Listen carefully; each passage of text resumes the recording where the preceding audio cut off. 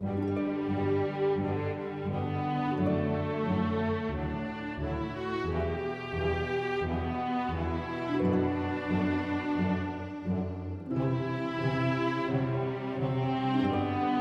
spiritual numbness can result in a diminished capacity to discern right and wrong.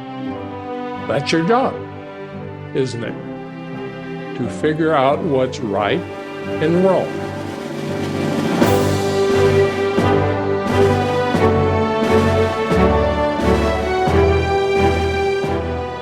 How y'all doing? Oh, I got a thumbs up. Man, that's good. Right back to you. The word desensitization is not explicitly used or even mentioned in the Bible, but the concept of becoming numb and or indifferent or just not caring and sinning is there. That's a concept we're going to look at today.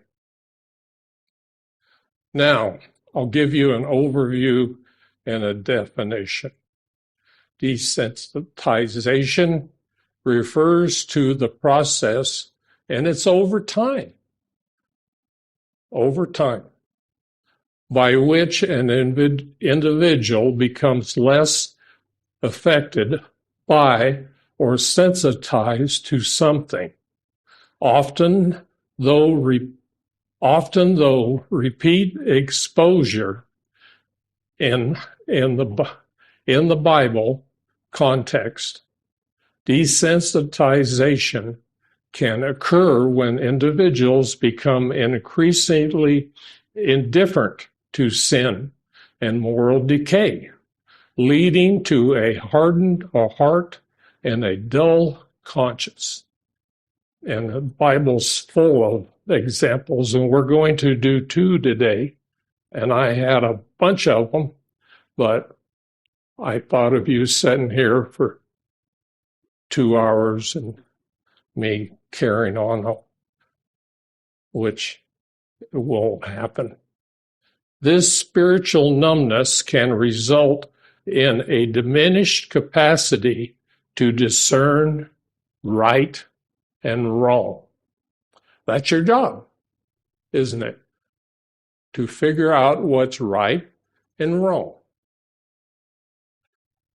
And ultimately, distancing oneself from God.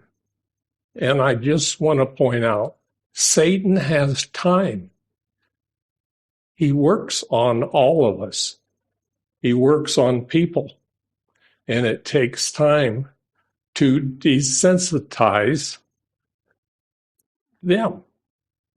And I'm not going to include you in it, but that's how it works. You become not sensitive to sin. Today, we're going to read Bible narratives or stories. I like narratives where men and women, mainly men and women, chose to sin over God's law, and most paid dearly. One way or another, you get to pay. But first, let's look at 2 scriptures for background and explaining where I want to go with you today. And understand that we are in a mental war. It's all in your head. It's not physical.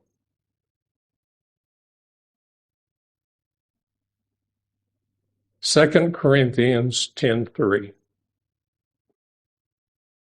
2 Corinthians 10:3. For though we walk in the flesh, we do not war after the flesh. 10:4.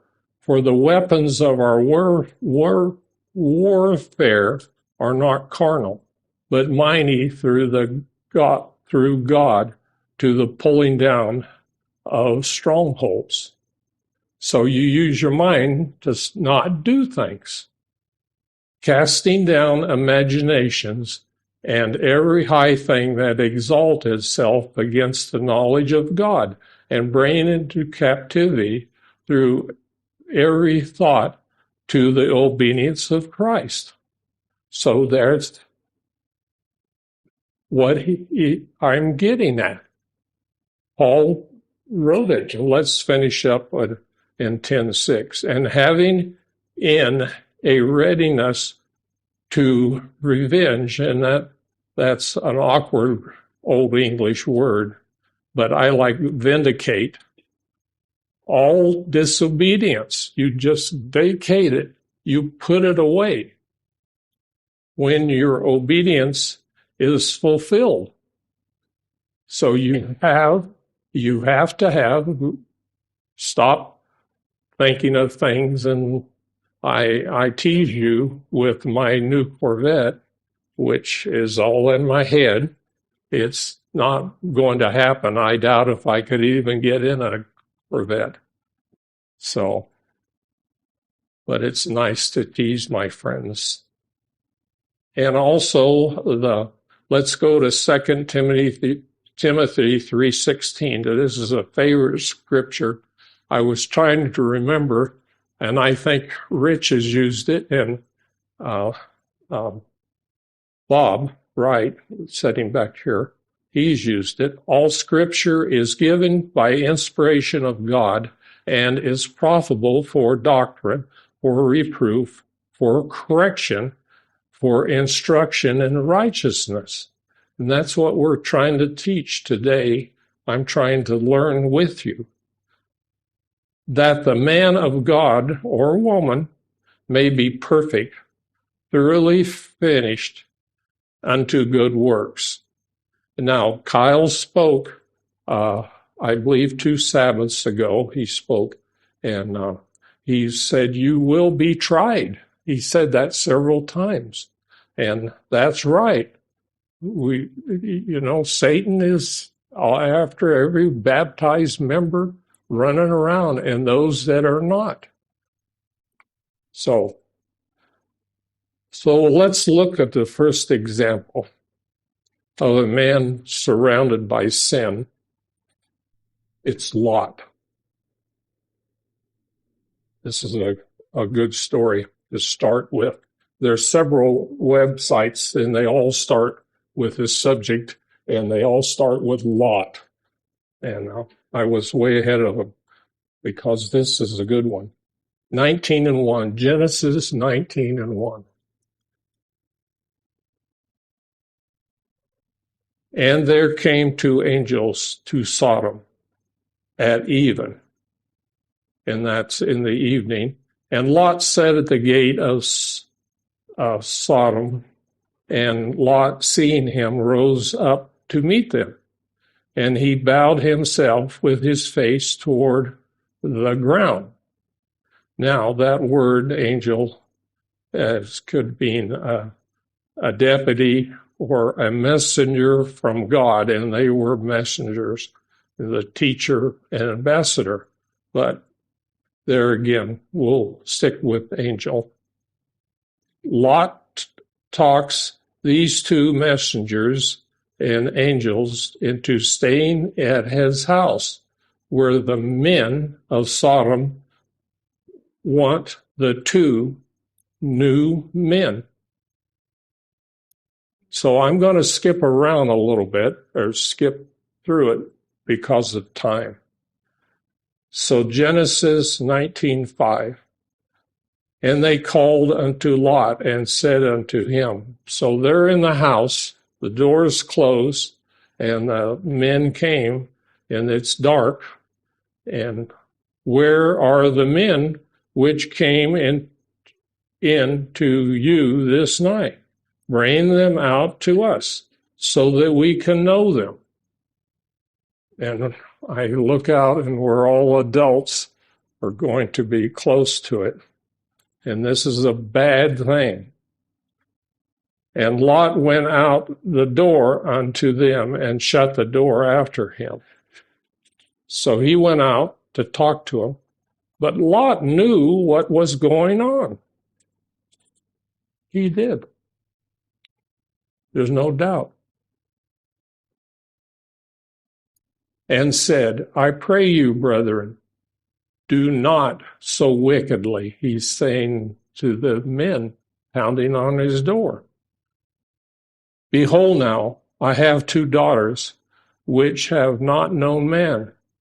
Let me, I pray you, bring them out unto you, and do with them as is good in your eyes. Well, every time I read this, I wonder, what kind of man was Lot?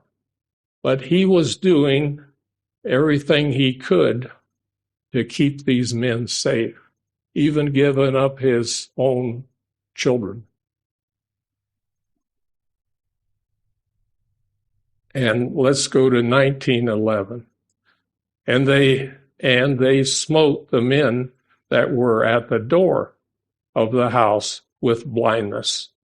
So the angels smote them with blindness, both small and great, so everyone out there, so that they worried themselves to find the door. They couldn't find the door. They couldn't see. And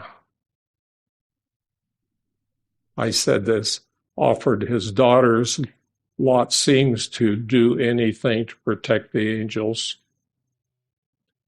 In 1915, and when the morning arose, then the angels hastened Lot, saying, Arise, take your wife and 2 daughters, which are here, lest you be consumed in the iniquity of the city. So they already made up their mind they were going to destroy everything and everything that grows around it. Around the city, 1916. And while he lingered, the men laid upon his hand and upon the hand of his wife. So one of the men grabbed Lot and grabbed his wife, and they drug him out. You're going. And off they went. And the second man did the same thing with the 2 daughters. And upon the hands of the 2 daughters, that's found in 1916. The Lord being merciful unto him, and they brought him forth. So they towed him and his daughters out. They wanted to stay. I mean, come on. Oh, this is great. I'm friends with all these people. So what? They do what they do.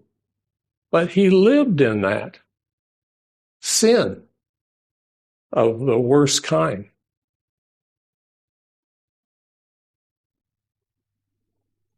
And they drugged them out. It sounds like they wanted to stay. I want to make that point. I'll say it again.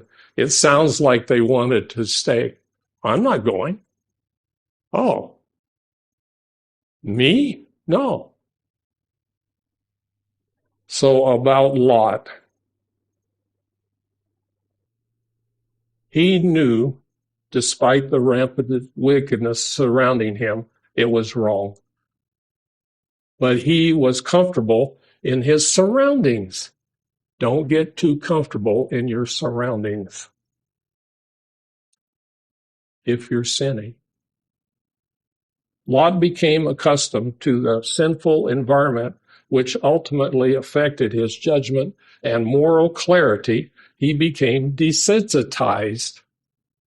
That's best example. He knew better, but I want to stay around and see what happens. And it came to pass when God destroyed the cities of the plain that God remembered Abraham. See, God can't lie, and he promised Abraham he'd look after Lot, and sent Lot out of the midst of the overthrow, when he overthrew the cities in which Lot dwelled. So you have that story. People resisted angels. Lot resisted angels. And his wife looked back, and she ended up a pillar of salt, a salt block. I think about it rained, if it rained much over there, and she was gone. But we have that here, that sin here in this state.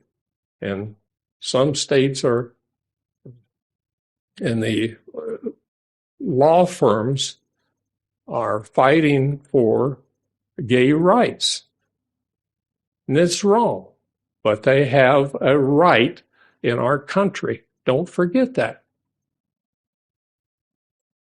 I've known gay people, and they were nice to me, but they were wrong. And some of them died. Now, let's move on, and let's talk about Solomon, one of my favorite subjects. The life of Solomon, third king of Jerusalem, son of King David. Now, Solomon is credited with writing 3 books of the Bible: Proverbs, Ecclesiastes, and Song of Solomon, and Psalms 72 and 127. Now, back up here a bit. Song of Solomon is kind of a misunderstood book, but it's about this prince, a man, and he does it right. He goes and visits this pretty young girl and several times, and finally he woos her and talks to her, and they spend time alone, and then they get married, and then they do what married people should do. But they waited. I can't be much clearer, I hope. So how does Solomon get this way? Let's go to 1 Kings 3 and 1. 1 Kings 3 and 1. And Solomon made a firmity. He made a contract with Pharaoh, king of Egypt, and took Pharaoh's daughter and brought her into the city of David until he had made an end to building his own house and the house of the Lord. Notice he built his house first, and the wall of Jerusalem round about. In 1 Kings 3:2, only the people sacrificed in high places because there was no house built unto the name of the Lord. I guess it's hills until those days. 1 Kings 3 and 3. And Solomon loved the Lord. Remember, I read you all scriptures given to us for proof. He loved God, walking in the statutes of David. He did it all right. Amazing. David, his father, only he sacrificed and burnt incense in high places. So he didn't do anything wrong. He was a good guy. And the king went to Gibeon and to sacrifice there, for it was the great high place. 1,000 burnt offerings did Solomon offer upon the altar. And that's a lot. We figured that out, but I couldn't find the numbers. Now, in Gibeon, they were in 3:5. The Lord appeared to Solomon in a dream by night, and God asked, "What shall I give you?" And Solomon said, "You have shown unto your servant David, my father, great mercy, according as he walked before you in truth, and in righteousness, and in uprightness of heart with thee. And thou hast kept him for him this great kindness, that you have given him a son," he's talking about himself, "to sit on the throne, as it is this day. And now, O Lord, by God, thou hast made thy servant king instead of David my father. I am but a child. I know not how to go out and come in. And thy servant is in the midst of the people which has chosen, a great people that cannot be numbered, nor counted for multitude. Give therefore," that's 3:9, "give therefore thy servant an understanding heart to judge their people, that I may discern between good and bad." Not a bad deal to ask for. "For who is able to judge this so great a people?" And the speech pleased the Lord, that Solomon had asked this thing. Remember, he loved God. He practiced it.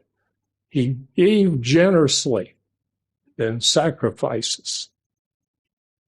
And God said unto him, "Because thou hast asked this thing, and hast not asked for thyself long life, neither have I asked riches for yourself, nor has asked the life of your enemies, but have asked for thyself understanding, to discern judgment."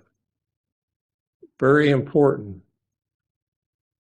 "Behold, I have done according to thy words. Lo, I have given you a wise and understanding heart."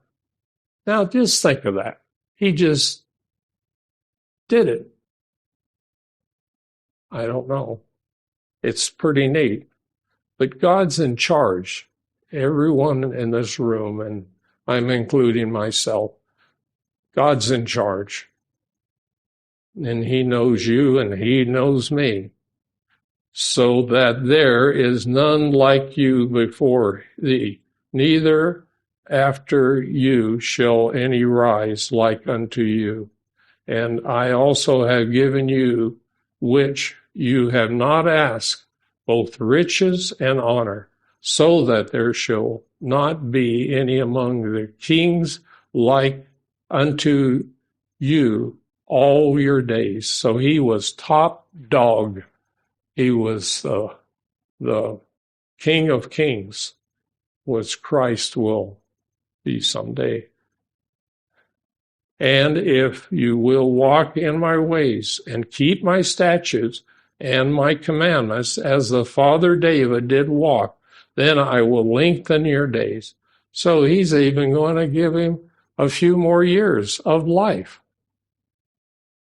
And that's what I feel like sometimes, just to tell you.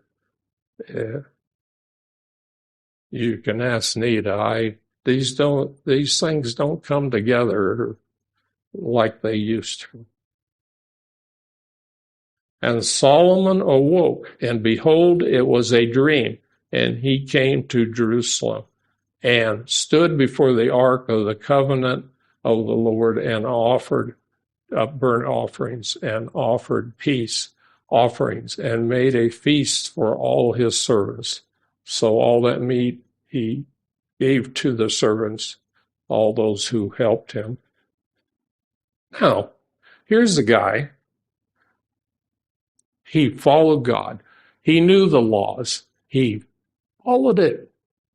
And what happened? How did Solomon And why did Solomon, that's the question, why did Solomon sin then? Well, I took the liberty of combining all these things, but here we go. He had 700 wives. All the men go, yeah, we go. And 300 concubines, most from nations God commanded Israel to avoid. God said, don't deal with these people. They're pagan. Don't do it.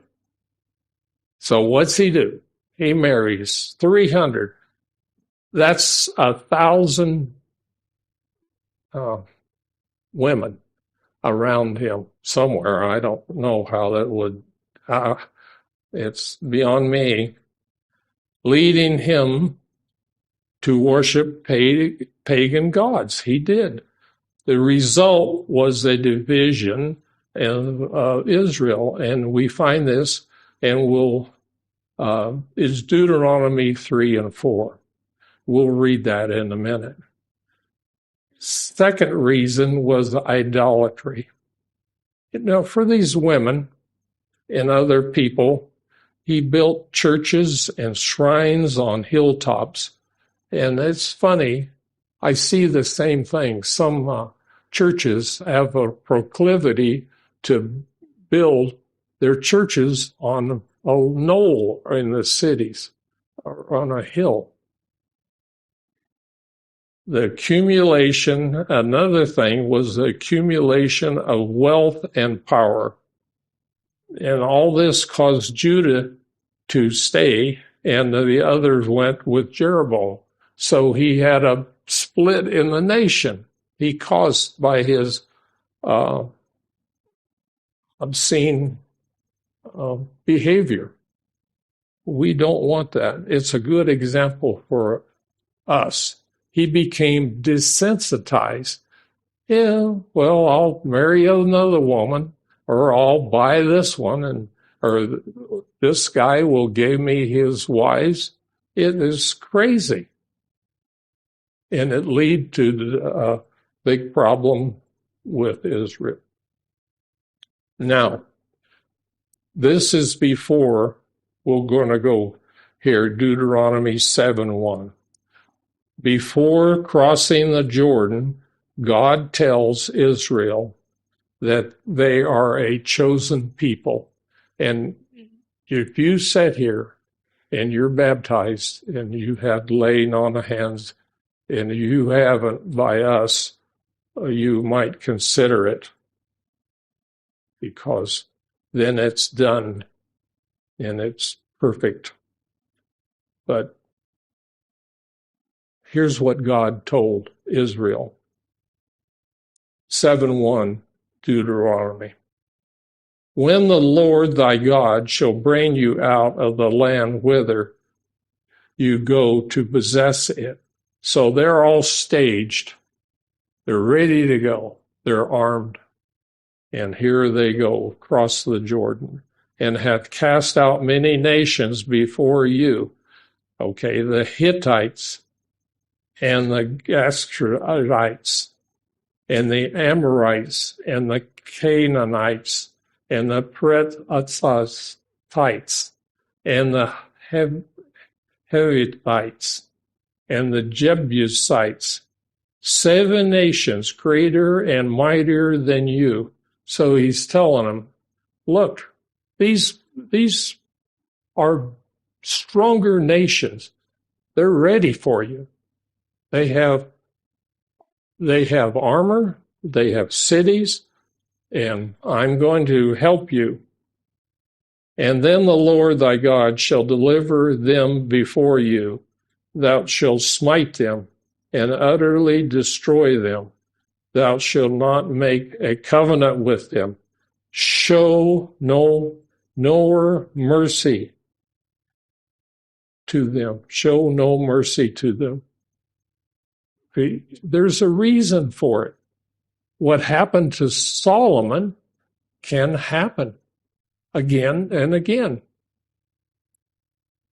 individually, we want to what?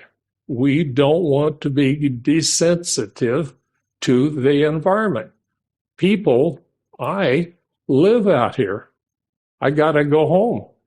You know, I'm one of the few in Fruta. Maybe we're the only ones. I never thought of that, but here we go. Neither shall you make marriage with him. Your daughter thou shalt not give unto his son, nor the daughter, nor his daughter shall thou take unto your son. For they will turn away thy son from following me, and they shall serve other gods. So will the anger of the Lord be kindled against you, and destroy you suddenly. And they lasted a while, but that's what happens. We got to be strong. You and I have to be strong. Deuteronomy 7:5. But thus shall you deal with them. You shall destroy their altars and break down their images and cut down their groves and burn their graven images with fire. For you are a holy people unto the Lord thy God. The God thy God hath chosen you to be special people before himself, above all people that are upon the face of the earth. See, Solomon didn't follow that. And he could read this. He had a Deuteronomy means copy. So there must have been dozens of copies of we call the Old Testament. The Bible provides numerous examples of warning about the dangers of desensitizing people. Spiritual consequences. Desensitization can lead to a gradual acceptance of sin, making it easier to justify your actions that are contrary to God's commandments. It's pretty simple, and it all takes place where? Right here. You don't have to go out and buy some bull and sacrifice it. You have to give money on the holy days and appreciate the offerings that come in. The danger of desensitization is also evident in the warnings to the churches. Now, I was going to expand, but I'm not. Revelation, the church of Laodicea is rebuked for its lukewarmness, a state of spiritual apathy and indifference. And you can find that in Revelation 3:15 and 16. This condition is a direct result of being desensitized to the spiritual fervor. In other words, you have to be warm and commit. You have to commit. And daily, you get up, okay, I can do this. It's worth it. Why? Not because we're going to inherit everything, because it's right and you're serving who? You're serving not the Satan and his minions on this earth, but you're serving God. See, that's what Solomon messed up. And Lot, he was so far gone, if you read on, it's just terrible. So, conclusion. The danger of desensitization is significantly concerning for believers striving to live a life pleasing to God by remaining vigilant You got to be on guard and commit to spiritual disciplines.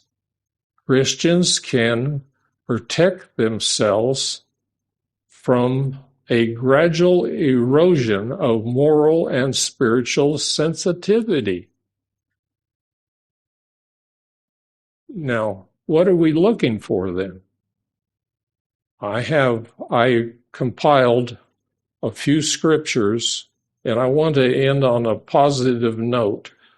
And these are things you can think about and use it as a guidepost.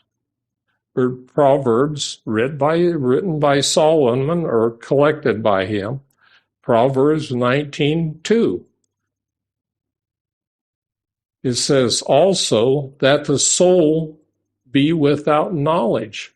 It is not good. You have to have knowledge of God. And you're here. I appreciate that. And I bet God does too in Christ. But you got to increase your knowledge. When you get old, you get forgetful, and it's a pain to be forgetful. And he that hasten with his feet sins. So if you don't have knowledge about God, you're just going to go off and sin. Know where you're going. Know where you're going. And remember the 5 P's. I've said this many times. Prior planning prevents poor performance. And I'm about ready to start pounding this into my grandkids. Prior planning prevents poor performance. Have a plan. Did you get up? I know this lady, she's online, and she gets up, she studies, she prays every day. She has what's known as a routine. It's pretty cool. I have half a routine. It's something always happens, it seems like. You know, things don't always work right. So Hosea 4 and 6. My people are destroyed for lack of knowledge, because they have ejected knowledge.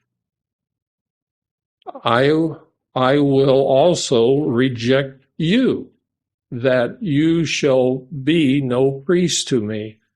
So we have to have knowledge about God, and we have to update it. We're like a computer.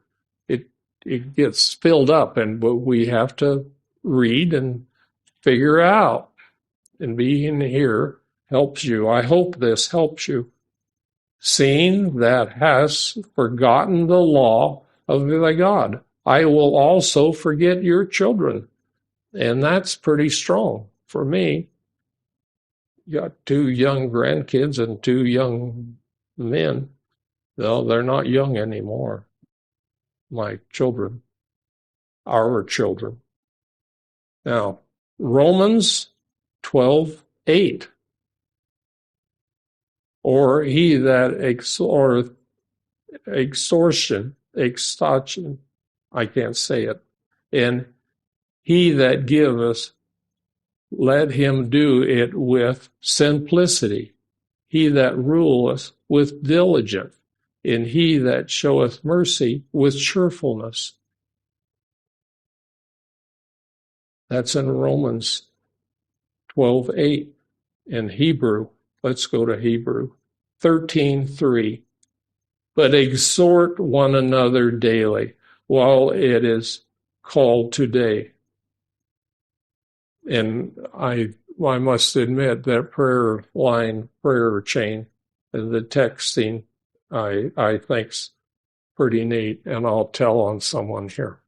Bob Wright calls us, and we talk to Bob. Mainly Nita gets the phone, and as that. And like I'll call other, I would drop by and saw Les yesterday. So it's pretty neat. But that's what we have to do. You have to do these things, lest any of you be hardened through the deceitfulness of sin.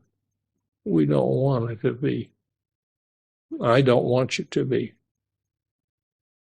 And Hebrews 10:23. Let us hold fast the profession of our faith without wavering. We got to stick to it, guys. For he is faithful that promised. And let us consider one another to provoke unto love and to good works, not forsaking the assembling of ourselves together. And here we are. Good for you. That's neat.